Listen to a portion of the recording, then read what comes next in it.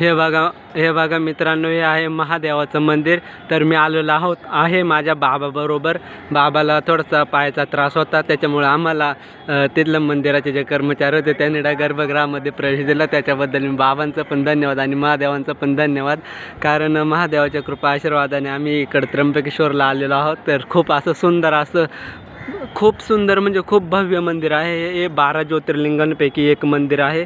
तर या मंदिराचं तुम्ही दर्शन अवश्य घ्या, कारण इतकं सुंदर मंदिर ना, याच्यासारखं मंदिर पूर्ण भारतामध्ये कोणतंच नाही. 12 ज्योतिर्लिंगांपैकी एक महान मृत्युंजय ज्योतिर्लिंग आहे हे. इथं नागबली त्रिपिंडीचं तर इथं बघू शकता तुम्ही, तर 2 शिवलिंग ठेवलेलं आहे. याचं नाही का ब्रह्मा विष्णू महेश यांचं हे प्रतीक मानलं जातं. तर हे बघा, हे आहे ब्रह्मा विष्णू महेश. तर हे असं दर्शन घेतलं जातं त्यांचं. तर मी ही माहिती यूट्यूब चॅनलवरती टाकेल आणि तुम्ही माझ्या चॅनलला लाईक, सबस्क्राईब आणि शेअर करा. हे आहेत आपलं महान शिवलिंग. तर थँक्यू. इकडं मागं ब्रह्मगिरी वगैरे आहे. तर बघू शकता किती खूप लोक आलेले आहेत. इकडं बघा, इकडे मुलं वगैरे हे कडू राहिले ते. आणि हे बघा आपले बाबा.